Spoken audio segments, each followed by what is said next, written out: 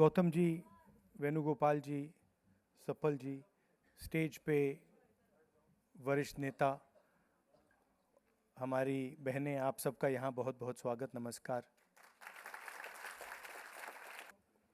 भाषण में एक और बात बोली कि हम अंबेडकर जी की याद करते हैं, हम फूले जी की याद करते हैं, गांधी जी की याद करते हैं, इंदिरा जी की याद करते हैं, सबकी याद करते हैं और उसकी जगह है।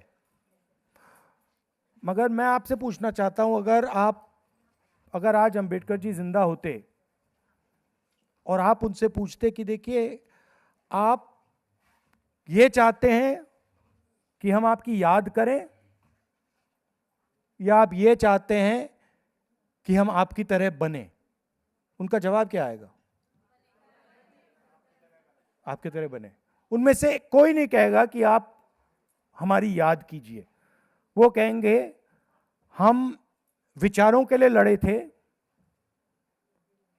आप हमारी याद मत कीजिए, जो हमने किया था वो कीजिए।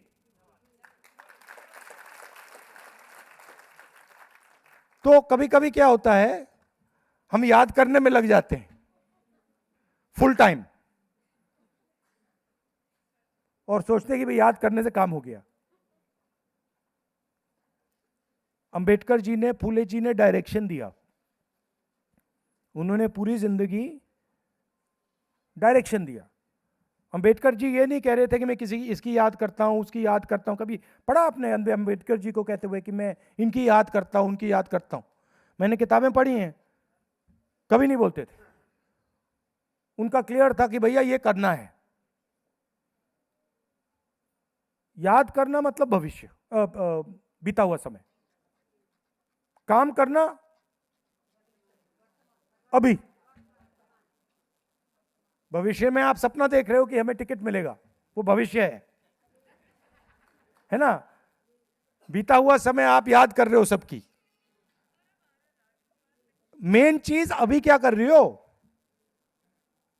अभी लड़ रही हो, अभी अपने आप को पॉलिटिकली डेवलप कर रही हो, अभी मुद्दों पर खड़ी हो। मेन बात यह है।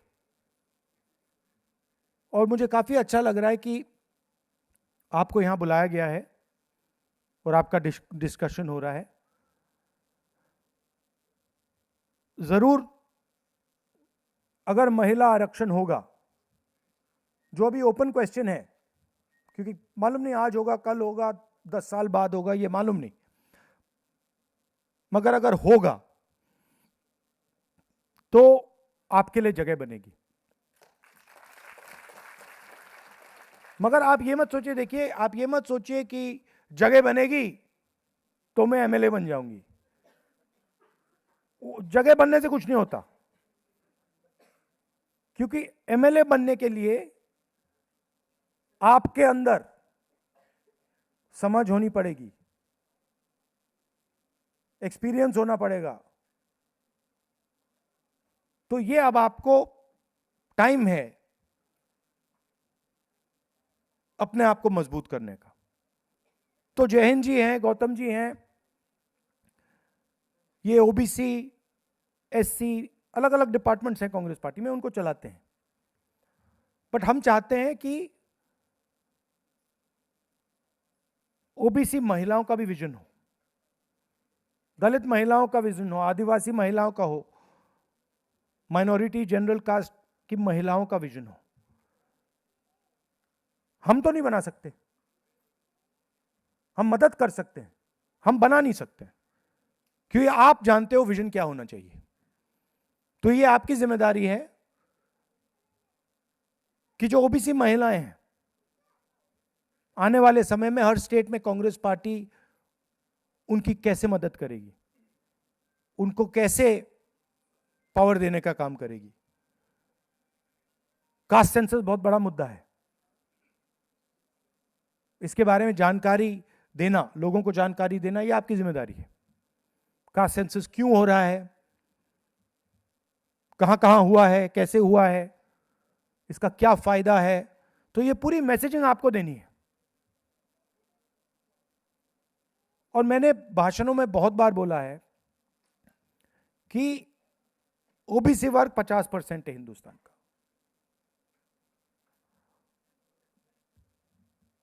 दलित तकरीबन 15%, आदिवासी तकरीबन 9-10%, और माइनॉरिटी 15-16%। आप किसी भी गवर्नमेंट सरकारी संस्था में देखो, इन सबको अगर आप जोड़ दोगे तकरीबन 90% हो जाता है। आप किसी भी संस्था में देखो, ब्यूरोक्रेसी देखो, जुडिशरी देखो, पावर स्ट्रक्चर को देखो, आपको 90% में से कोई नहीं मिलेगा, 1-2 लोग मिलेंगे। मैंने उदाहरण भी दिए थे, आपने सुना होगा। और महिलाओं की तो मैंने बात ही नहीं की उसमें, क्योंकि अगर हम ओबीसी वर्ग की बात करें तो अगर थोड़ा सा ओबीसी वर्ग को मिलता है तो पुरुषों को मिलता है, महिलाओं को तो बिल्कुल जीरो है। तो आप तो बिल्कुल लाइन में पीछे खड़ी हैं ना। तो ये जो मुद्दे हैं ये आपको उठाने हैं। बीजेपी कहते हैं कि हम ओबीसी की मदद करते हैं। कहां मदद करते हैं? मतलब क्या दिया है ओबीसी को बीजेपी ने? आप एक बात बता दीजिए मुझे। कुछ नहीं किया। तो ये मैसेजिंग आपको करनी है और एक साथ आपको काम करना है। आप बढ़ जाएंगे तो फिर आप मांगती रह जाएंगी। अगर आप संगठित हो जाएंगी, एक साथ खड़ी हो जाएंगी, ऐसी जो मीटिंग की आपने, और एक साथ मिलकर आप डिमांड करोगे तो फिर बहुत मुश्किल हो जाएगा। कोई ना कोई जवाब तो देना ही पड़ेगा। तो इन चीजों पे आप फोकस कीजिए। मैं आज क्या कर रही हूं, ठीक है, रास्ता जरूर दिखाया है अंबेडकर जी ने, फूले जी ने, गांधी जी ने, सबने रास्ता दिखाया है, उसकी जगह है और रेस करना चाहिए। बट हमारी पूरी की पूरी पॉलिटिक्स वो नहीं हो सकती, क्योंकि अगर हमारी पूरी की पूरी पॉलिटिक्स वो है तो फिर अंबेडकर जी, फूले जी, गांधी जी वो नहीं चाहते कि आप बीते हुए समय की बात करो, समाज के खिलाफ जो हो रहा है उसको भूल जाओ, जो अत्याचार हो रहा है उसको भूल जाओ। तो प्रेजेंट पे फोकस होना चाहिए। अलग अलग स्टेट्स में अलग अलग इश्यूज हैं। तेलंगाना में हमने जाति जनगणना कर दिया तो वहां पे थोड़ा हम आगे निकल गए हैं। तो अलग अलग स्टेट्स में आपको पता लगाना है कि इश्यूज क्या हैं, और हर एज की महिलाओं, जो स्टूडेंट्स हैं वो क्या सोच रही हैं, उनके सामने क्या मुश्किलें हैं। तो अलग अलग अलग सेक्टर्स की महिलाओं के बारे में आपको मालूम होना चाहिए।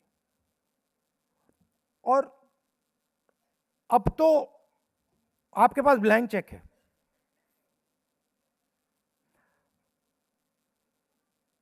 हिंदुस्तान के प्राइम मिनिस्टर 100% कॉम्प्रोमाइज और ब्लैकमेल किए जा रहे हैं, ये पूरे देश को मालूम है।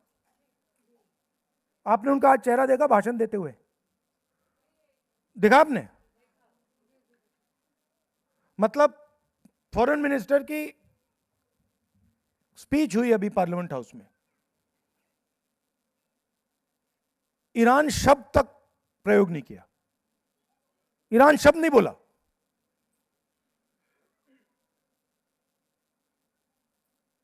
यूएस डील की, उसमें पूरा कृषि का स्ट्रक्चर उठा के पकड़ा दिया अमेरिका को। सोया, कपास, दाल, फल, सारा का सारा, अखरोट, बादाम, सारा का सारा अमेरिका को पकड़ा दिया। अब आप सोचिए, हमारे खेत जो हैं 2, 3, 4, 5 एकड़ के खेत होते हैं, उसमें मैकेनाइजेशन तो नहीं होता, उसमें मजदूर काम करते हैं। अमेरिका के खेत 500 एकड़, 1000 एकड़, 2000 एकड़, 5000 एकड़ के होते हैं, उसमें मशीनें चलती हैं। क्या हमारा जो किसान है अमेरिका के किसान का मुकाबला कर सकता है? नहीं कर सकता। तो हमारी सरकार की जिम्मेदारी है, फर्ज है कि अमेरिका का किसान अपना माल हिंदुस्तान में ना बेच पाए, ये हमारी जिम्मेदारी है। तो ये सेक्टर खोल दिया इन्होंने। उसके बाद मोदी जी ने ट्रंप से वायदा किया कि हर साल हम अमेरिका की कंपनी से 9 लाख करोड़ रुपए का माल खरीदेंगे 5 साल के लिए। इस साल 9 लाख करोड़ रुपए, अगले साल 9 लाख, उसके बाद 9 लाख, 5 साल के लिए। अब आप सोचिए, अगर हम 9 लाख करोड़ रुपए अमेरिका की कंपनियों से खरीदेंगे तो हमारी फैक्ट्रियां क्या करेंगी? खत्म हो जाएंगी। तो दूसरा काम इसने किया कि हमारी सारी की सारी फैक्ट्रियों को मार दिया। 9 लाख करोड़ रुपए हर साल। तीसरी बात, अच्छा बताइए, मैं आपका टेस्ट लेता हूं। दुनिया में आपने देखा है कि युद्ध हो रहे हैं, है ना? अच्छा, युद्ध किसके बीच में हो रहा है? आपको लगता है कि ईरान का युद्ध ईरान और अमेरिका के बीच में है? तो किसके बीच में है? हाँ ठीक है, एक तरफ तो यूएसए है, दूसरी तरफ कौन है? देखिए, आप फेल हो गई टेस्ट में, फेल हो गई। ये जो सब चल रहा है ड्रामा, ये चाइना और अमेरिका के बीच में ड्रामा चल रहा है। आप समझिए, अमेरिका सुपर पावर है, चाइना सुपर पावर बनने की कोशिश कर रहा है। लड़ाई इन दोनों के बीच में है, ठीक है? यूक्रेन में लड़ाई हो रही है।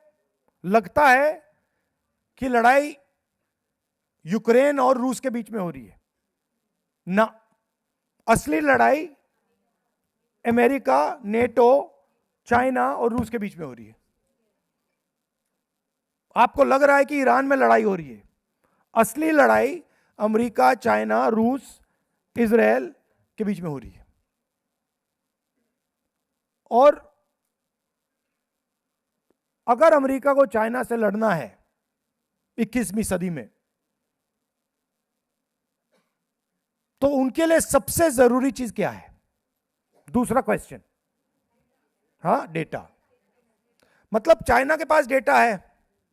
क्यों? क्योंकि चाइना के पास बहुत बड़ा पॉपुलेशन है, उन्होंने पूरा अपना इंटरनेट बंद कर रखा है।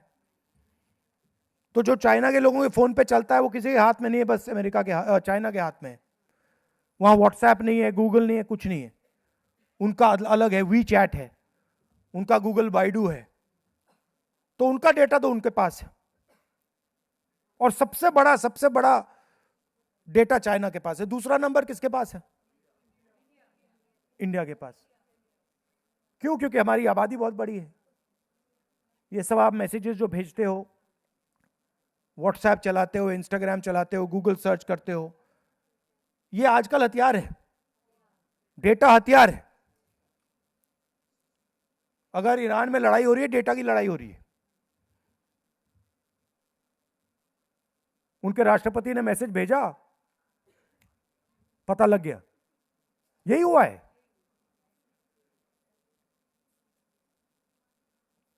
तो सबसे जरूरी चीज हिंदुस्तान का डेटा है।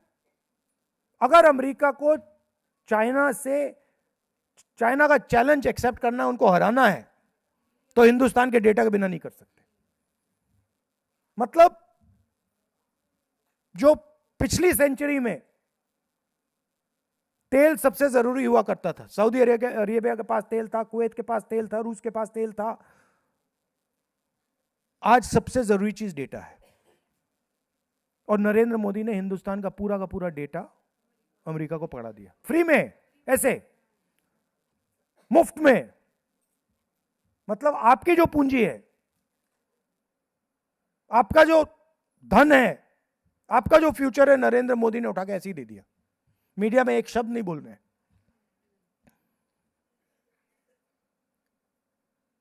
लोग कहते हैं एआई, सुना होगा आपने एआई, सुना?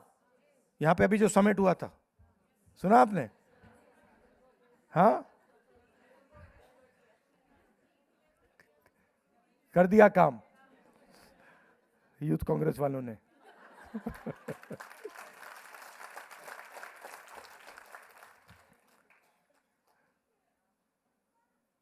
तो एआई की बात होती है, मैं आपसे पूछता हूं, जो पेट्रोल का इंजन होता है वो पेट्रोल के बिना चल सकता है क्या? नहीं चल सकता, उसका कोई मतलब नहीं है। अगर मैंने आपको पेट्रोल इंजन दिया, गाड़ी दी और कहा कि भैया आपको पेट्रोल नहीं दूंगा, क्या कहेंगे आप? बेकार है, इसको उठा के फेंको, मुझे नहीं चाहिए। वही बात एआई के साथ है। एआई का पेट्रोल डेटा है। अगर आपको एआई चलाना है तो डेटा पे चलेगा, बिना डेटा के एआई का कोई मतलब ही नहीं है। सही बात ना? तो Modi ji AI AI AI बोल रहे हैं और पूरा का पूरा डेटा उनको पकड़ा दिया और देश का बेवकूफ बना रहे हैं। तो तीसरी बात इन्होंने ये की। चौथी बात, अमेरिका ने इनसे कहा कि देखिए, आप उन्हीं लोगों से तेल खरीदोगे जो हम कहेंगे। आप रूस से तेल नहीं खरीद सकते, आप ईरान से तेल नहीं खरीद सकते, हम बताएंगे आप किससे तेल खरीदोगे। मोदी जी ने साइन कर दिया, यस सर।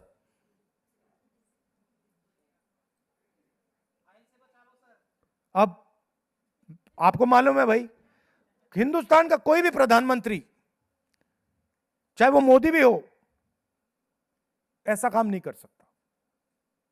कोई ना कोई कारण तो है। अच्छा, हमें मिला क्या यूएस डील में से? मिला क्या हमें? हमारे जो टैक्स, हमारा जो टैरिफ था वो बढ़ गया, बढ़ गया ना। यूएस ने हमें कोई कमिटमेंट नहीं दिया कि भैया हम आपका इतना माल खरीदेंगे। उल्टा उन्होंने बांग्लादेश से कहा कि भैया अगर आप हमारी रुई, हमारा कॉटन खरीदोगे तो हम आपको टैक्स से जीरो टैक्स करेंगे। तो हमारी टेक्सटाइल इंडस्ट्री भी उड़ा दी। और मोदी चूना बोले, बड़े बड़े लंबे भाषण यहां देता है, ट्रंप के सामने जाके बिल्कुल चुप हो जाता है ना? क्या क्या बोला? ये नाम नरेंद्र, काम सरेंडर। शाबाश, ये आप लोगों ने निकाला है, कमाल का नारा है। इसको मैं चलाऊंगा, पार्लियामेंट में भाषण में बोलूंगा, कहूंगा कि हमारी महिलाओं ने कहा है, नाम नाम नरेंद्र, काम सरेंडर। हाँ हाँ, तो ये कर दिया। अब क्यों किया? दो कारण है। ये मैं आपको इसलिए बोल रहा हूं कि जब आपके बीजेपी के लोग आपके सामने आते हैं, उनको ये आप बताओ सीधा मुंह पे। हम तो मतलब इनके मंत्रियों को बोल देता हूं मैं कि भैया आपका आदमी तो मतलब सरेंडर हो गया है। अच्छा, कोई जवाब नहीं देता मुझे, चुप हो जाते हैं बिल्कुल। अब मैंने बोल दिया तो देखना मोदी जी उनको बुलाएंगे, कहेंगे देखो उसको जवाब दो। आप देखना होगा। अभी मीटिंग होगी उनकी, मगर पार्लियामेंट हाउस में कोई जवाब नहीं दे रहा। अगर उनका कोई मंत्री आता है, सीधा उनके मुंह पे कह दो कि भैया आपका जो प्रधानमंत्री है वो तो सरेंडर हो गया, देश को बेच दिया उसने। चूं तक नहीं बोलते, वो चुप हो जाते, भाग जाते वहां से। तो आपको भी ये बीजेपी के कार्यकर्ताओं के साथ और आरएसएस के कार्यकर्ताओं से ये करना है कि आप अपने आप को देशभक्त कहते हो, आपका आदमी तो सरेंडर हो गया, कॉम्प्रोमाइज हो गया, ब्लैकमेल हो रहा है। क्यों हो रहा है? एप्स्टीन, उसमें अभी फाइल बंद पड़ी हुई है, 35 लाख फाइलें बंद पड़ी हुई हैं, 35 लाख रिलीज हुई हैं। उसमें हरदीपुरी रिलीज हुआ, अनिल अंबानी का नाम रिलीज हुआ।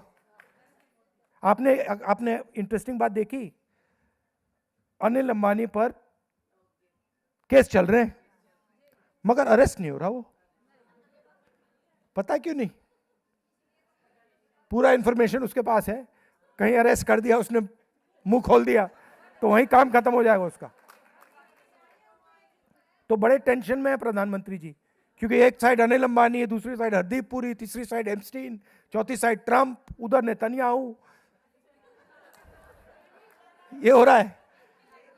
और दूसरी साइड इन्होंने क्या किया बीजेपी वालों ने, कि अपना पूरा फाइनेंशियल जो नेटवर्क है वो पूरा का पूरा एक ही जगह लगा दिया इन्होंने, हाँ, अदानी।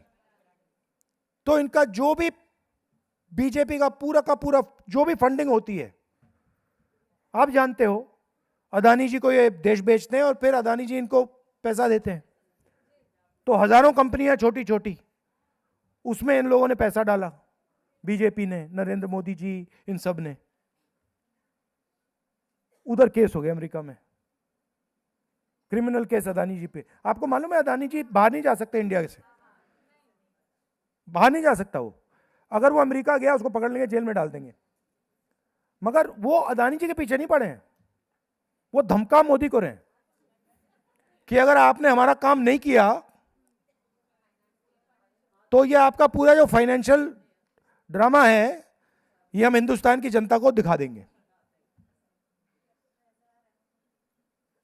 और मैंने आपको अभी दो चीजें बताई हैं एक्चुअली 4-5 और। तो ये ड्रामा चल रहा है देश में, नहीं दिखाएगा वो। तो ये ड्रामा चल रहा है, अब आपके सामने बहुत बड़ा मौका है, आप फायदा उठाइए। और ये जो देखिए, मैं कांग्रेस पार्टी का नेता हूं, बट मैं चाहता हूं कि राजनीति में, कांग्रेस पार्टी में महिलाएं थोड़े ज्यादा आगे बढ़ें। तो मैं छुपाकर आपकी मदद करता रहता हूं, मगर मैं चाहता हूं कि आप थोड़ा ज्यादा अग्रेसिवली, आप थोड़ा अग्रेसिवली चलो, हाँ। और ये मांगना बंद करो, और प्यार से, मतलब गुस्से से नहीं, मार धाड़ करके नहीं, बट थोड़ा दबा के, मतलब छीनो। अब टाइम आ गया है, ठीक है। और पीछे नहीं हटना आपको, हाँ हाँ, मैं जानता हूं, हाँ, दबा के। और अनिल जैन जी को भी मतलब मैसेज दे दो कि भैया यहाँ पे मतलब बाकी सब ठीक है, मगर महिलाओं को पीछे नहीं जाना है, महिलाओं को आगे बढ़ाना है, ठीक है। Thank you.